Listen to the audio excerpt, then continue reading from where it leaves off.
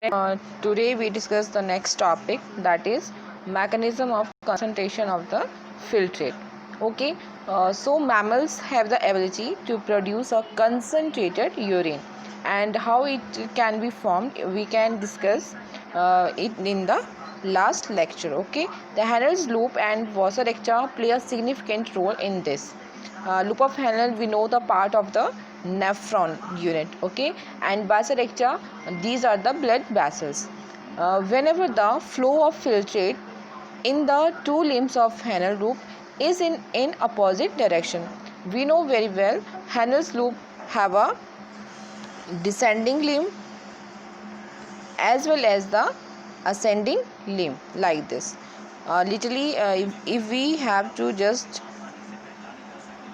draw the diagram of like this, thin descending limb and thin ascending limb, thereafter a thick ascending limb, okay, and along with this blood vessels is moved along with the loop of Henle, that we call the vasa recta, okay. So these are all in the opposite direction and forms a counter current. So also we call this mechanism is a counter current mechanism.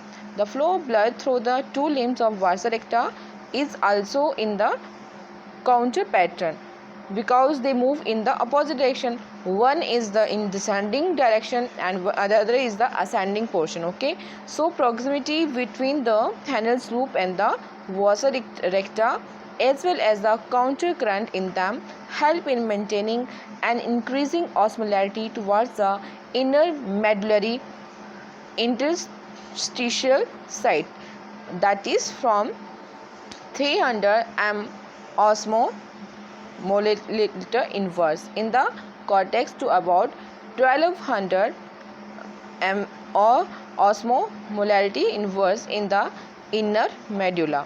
इसका क्या मतलब हुआ कि जो भी यहाँ पे जो ऑस्मोलैरिटी जो है वो अराइज करती है इंटरस्टिशियल साइट है, जिस तरह से मैंने ये बताया था आपको कि जो आपके पास जो लूप ऑफ हैनल है लाइक दिस,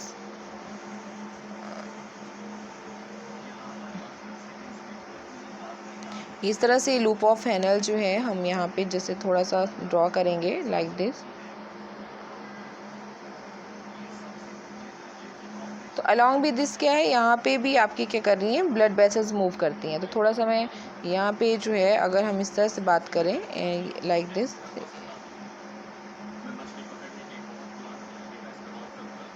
ऐसे, और यहाँ पे आप देखेंगे और यहाँ पे अलॉन्ग विद दिस क्या चल रही है, ब्लड वेसल्स भी क्या कर रही है, यहाँ पे मूव कर रही है इस तरह से.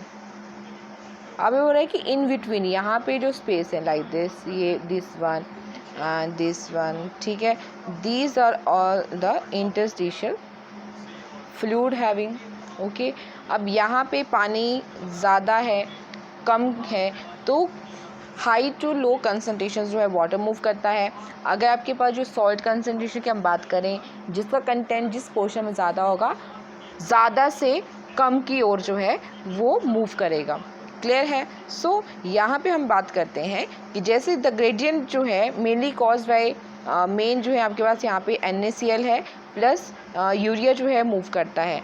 NaCl जो है यहाँ पे ट्रांसपोर्टेड बाय असेंडिंग लिम्ब. अब किसके थ्रू जा रहा है, ये असेंडिंग जो लिम्ब है लूप ऑफ हैनल का, वहाँ से मूव करेगा which is exchange with the descending limb of the Vasa रेक्टा.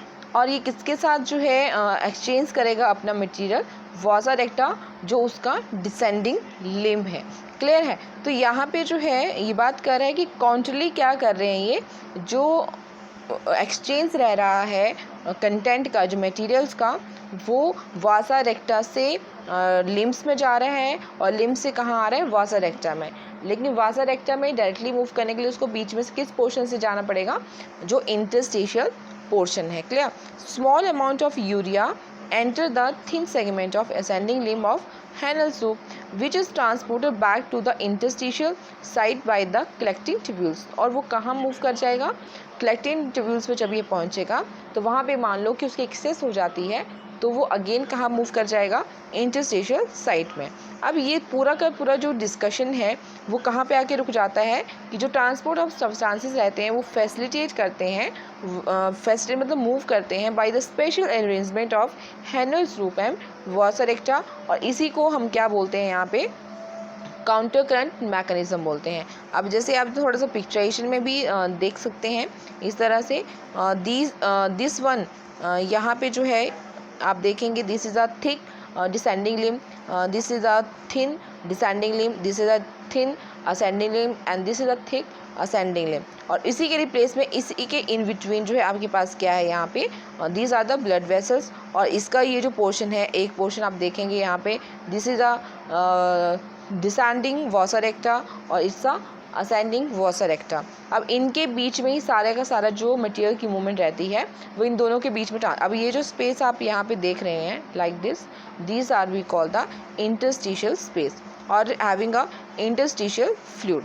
Clear. So यहाँ पे जो है ये चीज़ें तो हमने थोड़ा सा समझ लिया यहाँ पे कि किस तरह से जो है मूवमेंट होती है। अब ये बता रहा है हमें यहाँ पे ये जो मैकेनिज़्म है आपके पास, मैकेनिज़्म की हम बात करें तो मैकेनिज़्म क्या कर रहा है, मेंटेन कर रहा है कंसंट्रेशन ग्रेडियंट को इन द मेडुला रीजन। और जो किसका पोर्शन है आपके पास, इंटरस्टिशियल साइट का। प्रेजेंस ऑफ इंटरस्टिशियल जो ग्रेडियंट्स हैं मटेरियल्स के helps in an easy passage of water from the collecting tubules, so concentrating the filtrate.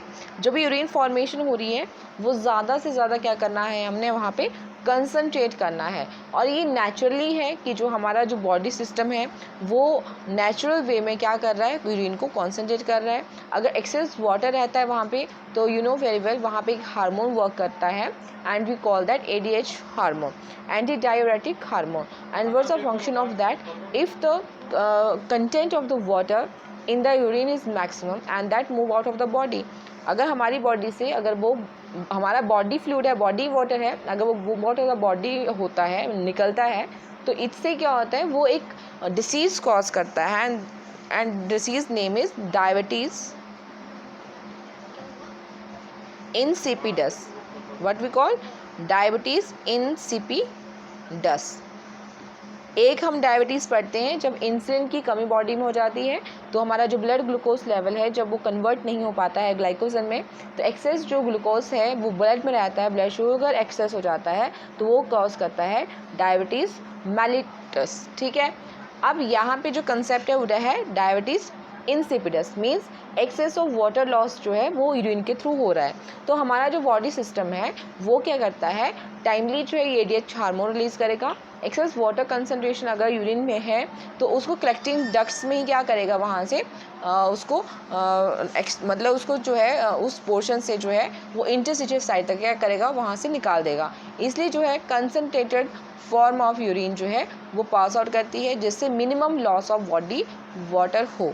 Clear है। तो इस तरह से जो है काउंटर करंट मैकेनिज्म फॉलो होता है, चलता है। काउंटर करंट मैकेनिज्म का कंसेप्ट है यूरिन फॉर्म तो हो गया लेकिन यूरिन में से जो वाटर है, जो भी आपके पास साल्ट कंटेंट है उसका एक्सेस है, कहीं किसी पोर्शन में कम है, ज़्यादा है, तो इसको क्या करना है, एक अगर वाटर कंसेप्ट है ऑस्मोलरिटी को हमने क्या करना है, मेंटेन करना है। अगर वहाँ पे जो है किसी साल्ट का कंटेंट जो है ज़्यादा कम है तो हमने क्या करना है, जो ग्रेडियंट कंसंट्रेशंस है उसको मेंटेन करना है। तो नेचुरल तरीके से क्या हो रहा है, ये जो हमारे बॉडी में जो सिस्टम है कि नेफ्रॉन यूनिट के साथ जो लूप ऑफ हैनल कंसेप्ट है उसके साथ जो ब्लड आपकी वेसल्स हैं vasa recta that move along with the loop of Henle and how they exchange their material towards its अपने आपस इन बिटवीन दोनों में अपने आप में कैसे जो है वो एक्सचेंज ऑफ मटेरियल कर रही हैं। ठीक है। तो ये कंसेप्ट इसी तरह से ये प्रोसेस जो है मूव ऑन करती रहती है और इस तरह से प्रोसेस चलता रहता है, यूरिन फॉर्म होता रहता है। ठीक है। जिस तरह से मतलब जो भी हम चीज़ें खाते हैं पीते हैं आपको पता है कि they are directly absorb in the small intestine. जो एब्जॉर्ब आपका मटेरियल होता है, फूड होता है, कुछ फॉर्म्स जो आपकी डायरेक्टली जो है ब्लड ट्रांसपोर्ट करके अपने टारगेट साइड तक उनको पहुंचा देता है। अब जो भी कुछ वेस्ट है वो ब्लड में ही जो है वो मूव करता रहता है। अब ब्लड से जो ब्लड प्योरीफिकेशन होना है वो ब्लड कहाँ जाएगा प्योरीफिकेशन के लिए, किडनी के पास जाएगा। और किडनी की एक स्ट्रक्चर फंक्शन यूनिट जो रहती है वो नेफ्रॉन है। तो जब वहाँ पे ग्लोमेरुलर फिल्ट्रेट जो हम पढ़ चुके हैं किस तरह से फिल्ट्रेशन होता है, प्रोटीन कंटेंट को छोड़ के और चीज़ सारी क्या हो जाती है, फिल्ट्रेट में आ जाती हैं। Ultra filtrate we call that. PCT से मूव करता है, पीसीटी से आपका लूप ऑफ हैनल में जाएगा, लूप ऑफ हैनल से डीसीटी में मूव करेगा, और डीसीटी से जो है आपके पास कलेक्टिंग डक्ट्स में मूव करेगा, और लास्टली जो है कंसनट्रेटेड फॉर्म ऑफ यूरिन जो है वहाँ से बनेगा, और दैट मूव इनसाइड द आपके कहाँ पे चला जाएगा, वो यूरेथ्रा पोर्शन में चला जाएगा। ठीक है, यूरेथ्रा से मूव करता हुआ वो आपके जो है यूरिनरी ब्लैडर है वहाँ मूव करेगा। ठीक है, वो थोड़े टाइम के लिए स्टोर होगा। जो भी वॉलेंट्री और इनवॉलेंट्री एक्शन है कि थोड़े टाइम के लिए आप कंट्रोल कर सकते हैं, लेकिन एक पीक पर जो है आपको यूरिन जो पास आउट करना ही पड़ेगा। वहाँ जो यूरिनरी ब्लैडर के जो मसल्स फॉर्म है वो उसके ऊपर कॉन्टैक्ट करेंगे एंड यूरिन जो है वो पास आउट हो जाता है। ठीक है, एक प्रोसेस का नाम भी होता है कि जब यूरिन की जो प्रोसेस है पास करने की, जो यूरिन पासिंग कंसेप्ट है वो आपके पास जो है क्या प्रोसेस होती है, मिक्सचरेशन होती है। ठीक है, अब यूरिन जो है फॉर्म हो रहा है नेफ्रॉन में, जब यूरिनरी ब्लैडर तक पहुंचा ये वॉलेंट्री सिग्नल को गेन करता है जो सेंट्रल नर्वस से डायरेक्टली हमें आते हैं। सिग्नल इनिशिएट हुआ, यूरिनरी ब्लैडर स्ट्रेच्ड आउट हुआ और आपका यूरिन जो है वो आपका जो यूरिनरी ब्लैडर है वो यूरिन से भर गया। इसी रिस्पॉन्स में वहाँ पे रिसेप्टर्स होते हैं, स्ट्रेच रिसेप्टर्स ऑफ वॉल जो यूरिनरी ब्लैडर के होते हैं, वो सेंड करेंगे सिग्नल जो हमारे सेंट्रल नर्वस सिस्टम तक जाएगा। सीएनएस जो है वो क्या करेगा, मोटर मैसेजेस जो हैं वो पास करेंगे, वो इनिशिएट करेगा contraction of smooth muscles of the bladder, जो रिलैक्स करेगा आपके पास relaxation of the urethral sphincters जो causing the release of urine. यही जो प्रोसेस रहती है release of urine, biologically we call the micturition. It's very important. Okay, next and the neural mechanism causing it called the micturition reflex. एक adult person जो है कितना excrete करता है पूरे दिन में, एक एवरेज हम बात करें यूरिन जो है 1.5 लीटर के हिसाब से। ठीक है, the urine formed is light yellow colour का होता है, वाटरी फ्लूइड होता है, स्लाइटली एसिडिक होता है। पीएच आपको याद रखना है, how much pH it is 6। Okay, and has a characteristics order.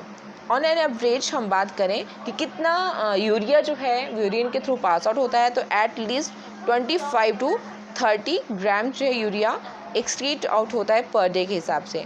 जो वेरियस कंडीशंस होती हैं can affect the characteristics of urine. Analysis of urine जो है have been clinical diagnosis of many metabolic disorders as well as mal functioning of the kidney.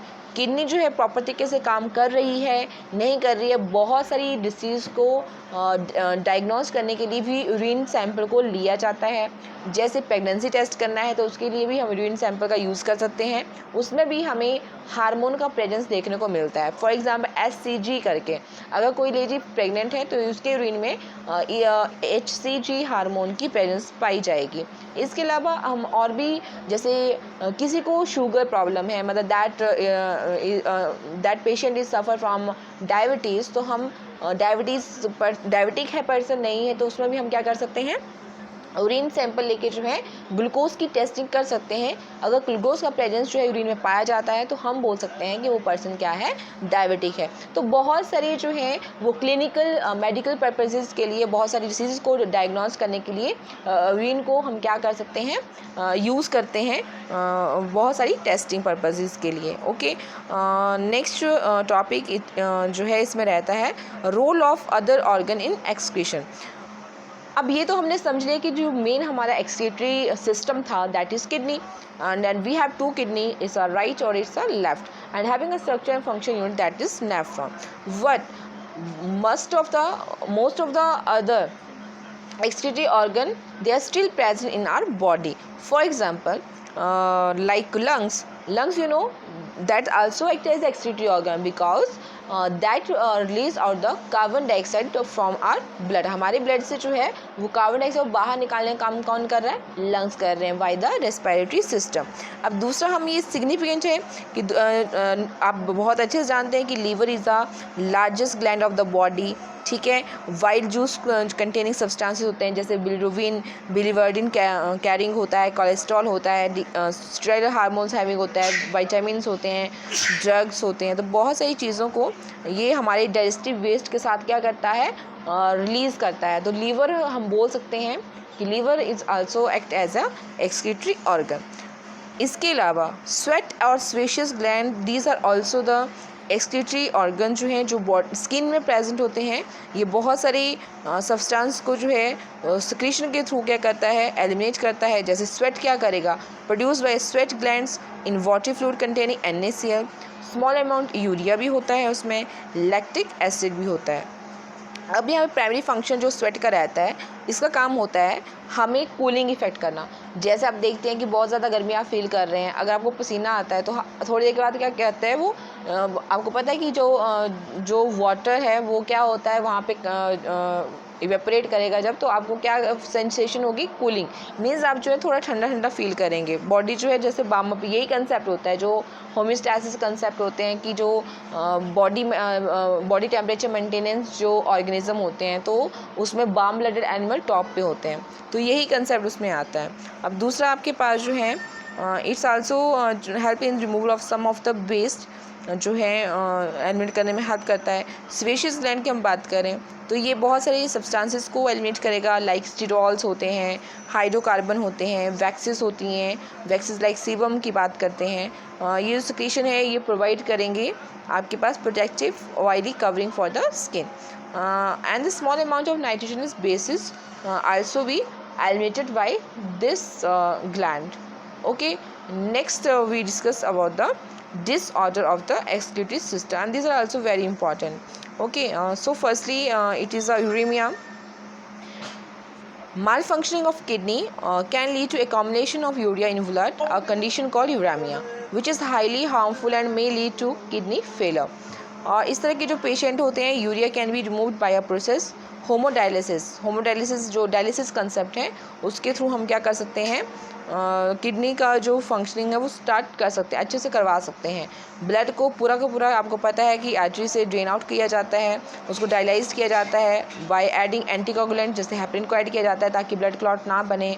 और ये जो unit होती है वो कंटेन करता है क्वाइल्ड सेलोफेन, कंटेन करता है tube surround by a fluid, dialysis fluid होता है हैविंग द सेम कंपोजिशन जैसे प्लाज्मा में होती है एक्सेप्ट नाइट्रोजनस बेस, जो आपको पता है प्रोटीन को ये फिल्टर ही नहीं करेगा। द पोरस सेलोफेन जो मेम्ब्रेन होती है क्या करेगी, अलाउ करेगी पैसेज ऑफ मॉलिक्यूल्स जो रहते हैं बेस्ड ऑन कंसनट्रेशन ग्रेडियंट।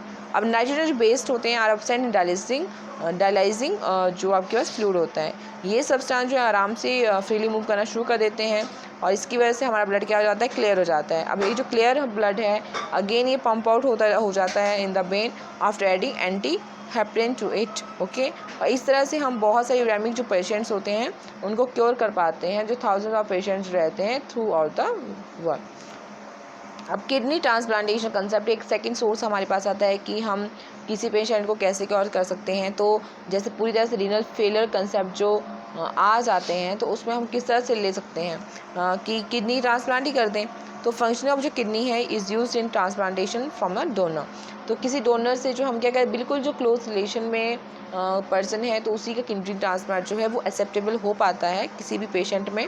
तो इससे क्या होता है कि जो ये मिनिमम जो चांसेस ऑफ रिजेक्शन के रहते हैं तो उसमें क्या करता है इम्यून सिस्टम, जो होस्ट को जिसको हमने देना है उसका इम्यून सिस्टम उसको एक्सेप्ट कर पाएगा। लेकिन अगर हम बहुत ही डिस्टेंस रिलेशंस में अगर हम किडनी ट्रांसप्लांट करने की कोशिश करते हैं तो इसमें रिजेक्शन ऑफ किडनी जो है वो मैक्सिमम रहता है। तो ये बहुत सारी कॉम्प्लिकेटेड केस हैं कि बॉडी अगर एक्सेप्ट कर रही है, मतलब आपका इम्यून सिस्टम रिस्पॉन्स अच्छे से कर रहा है तो किडनी ट्रांसप्लांट सक्सेसफुल हो जाता है। नहीं तो बहुत सारे केसेस में जो है वो किडनी का जो ट्रांसप्लांट है वो हमें जो है वो रिजेक्शन के चांसेस हमें ज़्यादा देखने को मिलते हैं। क्लियर है। नेक्स्ट जो रीनल कैल्कुलाई, जो पथरी आप सुनते हैं ना कि पथरी हो गई, स्टोन्स हो गया है किडनी में, हो गया है गाल ब्लैडर में, हो गया, रीनल कैल्कुलाई की बात कर रहे हैं कि ये किडनी में बन जाती है। तो इसमें क्या होता है कि इनसॉल्युबल मास है क्रिस्टलाइज सॉल्ट का, जैसे ऑक्सलेट्स हो जाते हैं, जैसे ऑक्सैलिक एसिड होता है ना, तो उसी के कुछ साल्ट फॉर्म जो हैं वो जो डिपॉजिट होना शुरू हो जाते हैं रीनल आर्टरीज में, तो वो किडनी के अंदर बनना शुरू हो जाएंगे और वो टारगेट करेगा स्टोन। ठीक है, स्टोन फॉर्मेशन हो जाते हैं। तो ये भी एक किडनी का, आपको पता है कि किस तरह से आपको दर्द फील, मतलब जिन लोगों को स्टोन होता है तो किस तरह से वो पेन फील करते हैं, ठीक है। उसके जब हमें वो कुछ अल्ट्रासाउंड कुछ करवाते हैं या एक्सरे कुछ करवाएं तो उससे हमें क्या होता है, उससे हम पता लगा पाते हैं कि किडनी में ये जो है अगर प्रेजेंस ऑफ स्टोन पाया जाता है तो हम उसके अकॉर्डिंग जो उस पेशेंट को ट्रीट करते हैं। नेक्स्ट जो ग्लोमेरुलोनेफ्राइटिस, ये भी एक तरह का डिसीज़ होता है। जो ग्लोमेरुलस पोर्शन होता है उसमें इन्फेक्शन हो जाता है, मीन्स ग्लोमेरुलस जो पोर्शन है वो फिल्ट्रेशन में रोल नहीं प्ले कर पाएगा ठीक ढंग से। तो ये भी एक बहुत दिक्कत, वहाँ पे क्या होता है यूरिन के साथ ब्लड आना शुरू हो जाता है, यूरिन पासिंग में दिक्कत आती है। तो ये चीज़ें हैं जो हमें मतलब ऐसा नहीं है कि हमें बाहर से अपने सिस्टम को साफ़ सुथरा रखना है, हमें क्या करना पड़ेगा उसमें, हमें अपने इंटरनल ऑर्गन का भी उतना ही ध्यान रखना पड़ेगा। क्लियर है। तो यहाँ पे हम बात कर सकते हैं कि किस तरह से जो है इंटरनल ऑर्गन जो हमारी बॉडी में एक मोस्ट इम्पॉर्टेंट रोल प्ले करते हैं, तो हमें उनका ख्याल भी रखना है। तो अपना जो डाइट है, अपनी डाइट में हमें बहुत सारी चीज़ें ऐसी लेनी चाहिए जैसे जो हमारी किडनी को अच्छे से फंक्शन करने में क्या करती हैं, रोल प्ले करती हैं, ठीक है। So I think it's to be completed, and any doubt in these topics you can directly talk to me, okay. And this is all about this chapter, and there are some questions in the exercises. I think these are very easy, and I think you understand all the topics of this chapter, and you are able to give the answer of these questions, okay. So